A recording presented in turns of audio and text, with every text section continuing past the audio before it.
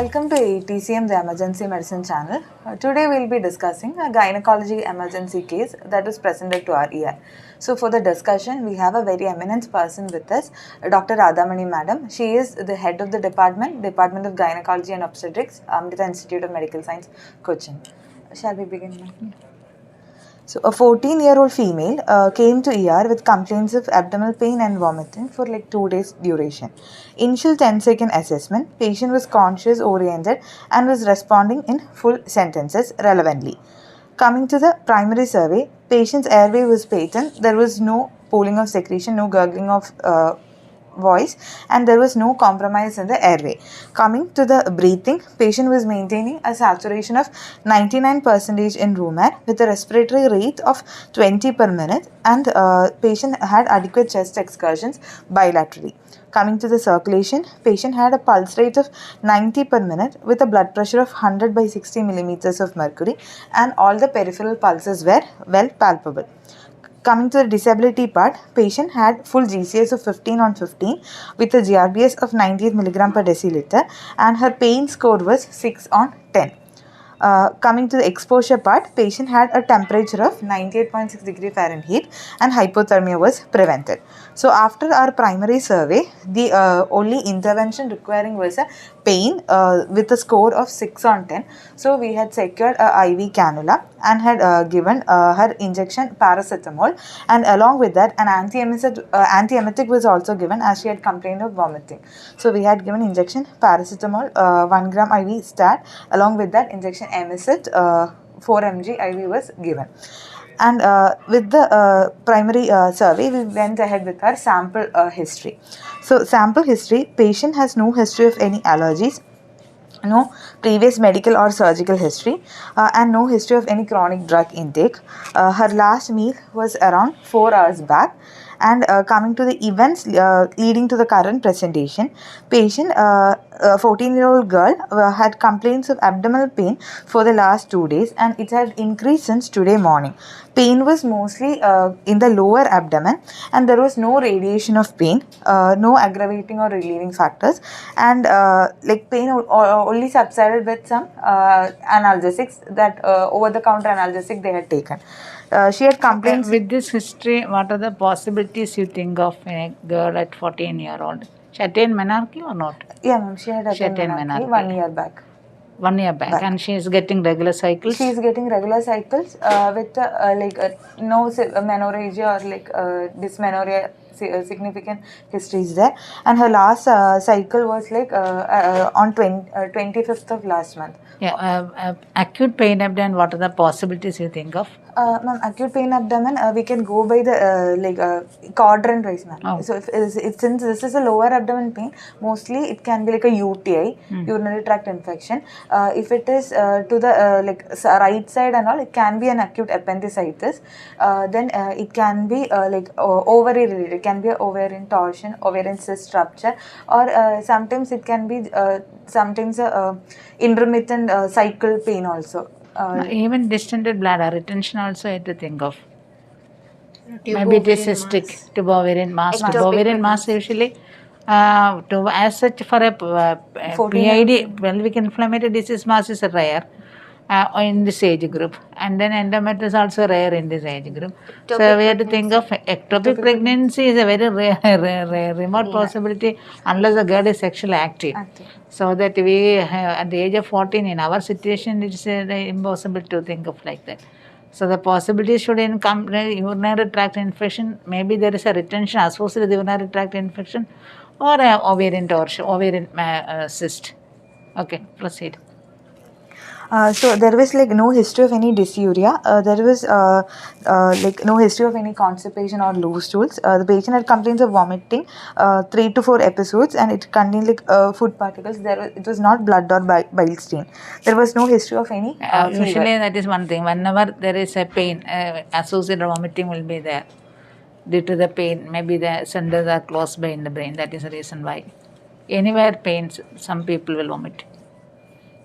And there was no history of any bleeding PR, bleeding PV or anything, ma'am. There was no history of any recent trauma and no history of fever.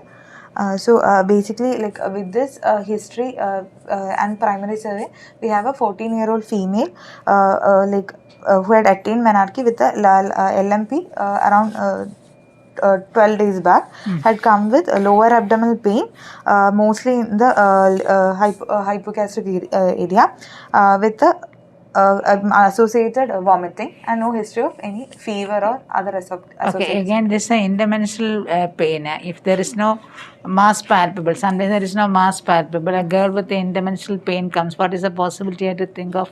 Ovulation. Yeah, ovulation pain. Okay. So we went with the other system-wise examination. So general examination, there was no pallor, ictal cyanosis, and pulse rate is only 90, and the blood pressure is maintaining. Okay, so there is no acute hem. I mean, it's a bleed inside. Then the vitals are stable, so there is no bleed inside. And moreover, the girl is not having any pallor. Okay. We went first with the per abdomen examination.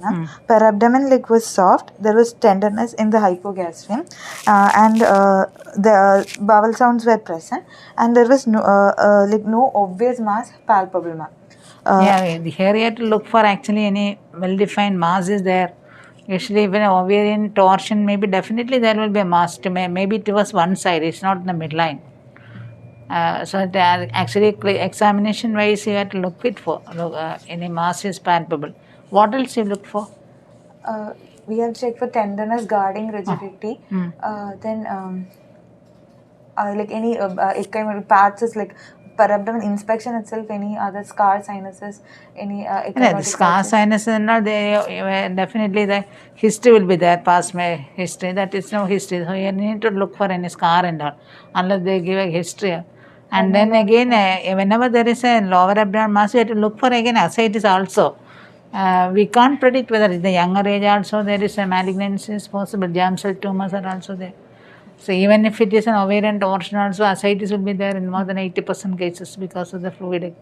So you have to look for whether any ascites, a percussion, palpation and percussion is very important, and then also you look for the whether all the borders are palpable. Up and lower border is usually not reachable. So torsion maybe it is reachable because it will rise from the pelvic organ. It become an abdominal organ when torsion occurs. So you may get a lower border also. Whether any palpable findings are suggestive of any mass there? Ma'am, not a well-defined mass, but in the lower abdomen, we could palpate actually, any gynec PG or a gynec consultant has seen the case? Yes, ma'am. Before sending the patient for ultrasound? Before ultrasound, no, ma'am. That's the one thing. You have to look. Always you call we have a 24-hour duty MO here, so you have to call that MO to see the patient. Definitely, they will get a more idea than the postgraduate. So they must come and see the patient before you send the patient for an ultrasound.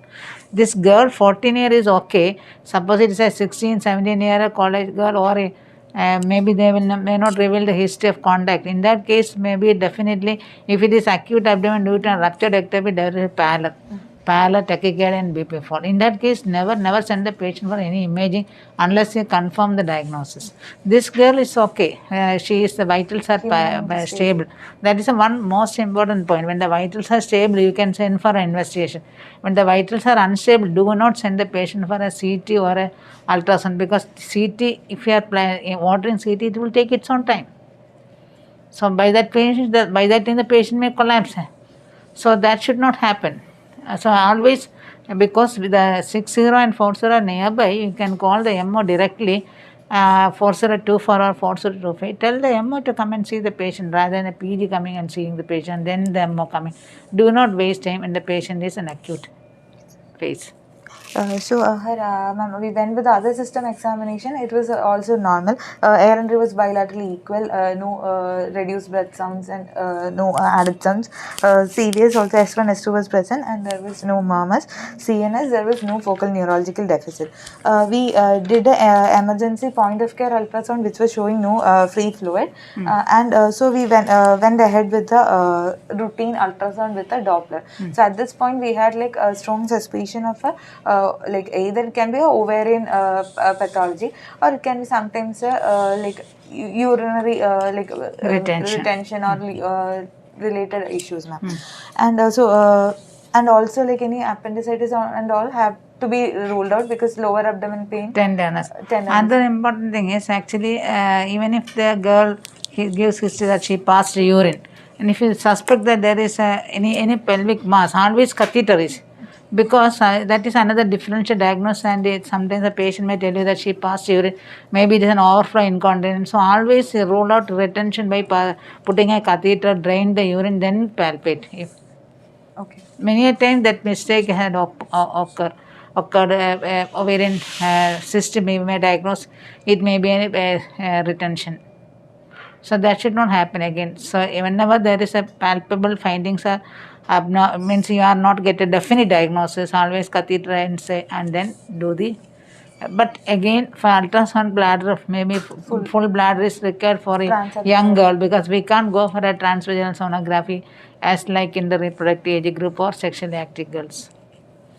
The ultrasound revealed like a large well-defined cyst with the internal septations with a maximum thickness of 2.7 centimeter in the midline in pelvis, and it was measuring 7 into 7.7 into 8.2 centimeter, and vascularity not appreciated. So impression was a large midline pelvic cyst, probably ovarian origin, highly suspicious of torsion, and ovaries could not be visualized separately. Yeah, that is one important point.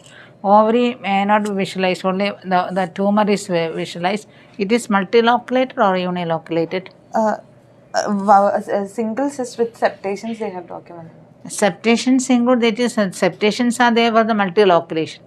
So whenever septa comes, it is either minimum 2 locules will be there, or multilocular. That also you have to go through the ultrasound finding whether it is unilocular. Septations present means definitely it is multiloculated. And then we look for the septal thickness. If it is more than 2 millimeter, actually that rule out benign, less up to 2 only considered benign. Unilocular, multilocular also can be benign, but another point to look for it, actually torsion usually comes for a benign ovarian. What are the other complications of benign ovarian? Any idea?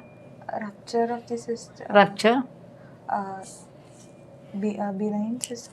Chocolate cysts. Benign can undergo torsion, rupture, hemorrhage, infection, and malignant transformation. These are the complications of benign ovarian tumors. So you have detected a ovarian cyst, and the patient is having acute pain. So we think of the possibility of ovarian torsion. What other finding is needed to say that it is torsion? Ma'am, the ultrasound with the Doppler we have done. So the Doppler was not showing vascularity. So yeah, usually a Doppler vascularity, you have to compare with the other normal ovary. Number one. Number two is first is venous occlusion occurs, but arterial pulsation may be there because of the dual supply, ovarian supply, dual supply there. So then the actually occlusion of the vascular pedicle, that is actually the whirlpool sign will be present. And in addition to that, sometimes if the hemorrhage or necrosis occurs, you can see only complex mass. That is another thing. And again look for the ascites also. And then maybe there is an ovarian pathology may be there which make it undergoing torsion. Or maybe sometimes a dermoid undergoing torsion, like that. But always look for the other signs of torsion. And maybe sometimes a patient have pain, and then detorsion occurs spontaneously also. And the ovarian may be more than 4 centimeter, there may be edema, there may be hemorrhage, there may be necrosis. All these pictures we have to look for. And Doppler is actually sometimes pulsation may be there, but again that you have to compare with the normal ovary. And that normal ovary, it is reduced, there is resistance. The importance of immediate intervention is needed, because if the ovarian torsion is detorsion and then not done, that becomes necrosis and then gangrenous change occurs. In that case, we are not able to conserve the ovary. So what happened to this patient? Ma'am, we had taken her for an emergency surgical intervention. We had also sent her a routine lab. So her total counts was 11,000 with an HB of 12.6. Like her renal functions were all normal. So we took her to the OT. So the laparoscopic oophorectomy versus oophorectomy was planned. But since the Actually, the term oophorectomy is wrong. When a diseased ovary we are removing, it is ovariotomy. Normal ovary, when we remove, it is oophorectomy. It was attempted, but due to the large size of the cyst, open ovarectomy was done. Incision, and then they have done an ovariotomy also because they were not able to conserve the ovary. Maybe already gangrene is changed. So when the blood supply ovary is compromised, we are not able to conserve the ovary. That is one disadvantage. Whenever we when we are late for the torsion and all, that is one of the problem. We are not able to conserve the normal ovarian tissue. Another thing is when large cysts are actually, especially if it is mucinous cyst, definitely this is good because if we go for a cystectomy for a mucinous cyst, you see the pathology of the what is the pathology, just to make sure what is the pathology. If it is a mucinous cyst, well and good. Ovarectomy is ideal procedure because there is a chance of high recurrence for the ovarian cyst if it is a mucinous cyst. The pathology report is not yet come. Yeah, you just verify whether it is a mucinous, because we had a case wherein at the age of 9 that girl had a ovarian cystectomy, and when she was doing her MBA here, again she had a ovarian cyst, and actually I planned for a open surgery, but others insisted, young girl, so we went for a laparoscopic cystectomy. It was very long procedure and we were not able to remove even the ovarian cyst, and then put a small incision removed. And the postoperative period was actually not smoothly. It was again because of blood loss and all. And then again after 2-3 months again that cyst occurred. That means that's a lesson actually. Mucinous cyst, always remove the ovary. Otherwise, if it is serous cyst and all, it's okay. Dermoid, it's okay. Only cystectomy is needed. But only thing, if it is mucinous, there is a high chance of recurrence. So repeated surgery may be needed in that case. So ma'am, today it is a second day post-operative, ma'am. Her repeat the labs are all fine, and they have also sent for the alpha fetoprotein, beta HCG, and all these. That are is said to rule out a malignant ovarian. The values are also 0.9 and very much less than 1. Normally, that's another possibility. Before you take the patient for surgery also, all these tumor markers to look for, because younger age again germ cell tumors are common. So the investigations are LDH, HCG, and alpha beta protein. So right now she is in the post-operative period. Okay. Again, mucinous tumor, there is a borderline tumor. In chance of borderline tumors are there. So you just see for the borderline, again conservative management only, because before completion of the reproductive age group, and see the pathology. What is the pathology? So by that actually we sometimes the girl may need follow up, and sometimes actually we usually give ovulation suppression by giving all contraceptive pill. Okay. Only thing is actually young girls with the ovarian the treatment done is actually accurate, appropriate and accurate for the girl. Okay, and the 14 age group is adolescent age group is up to 18, isn't it? So that is the reason why the girl went to pediatrics. Good. Okay, we can stop the class. Okay. Thank you.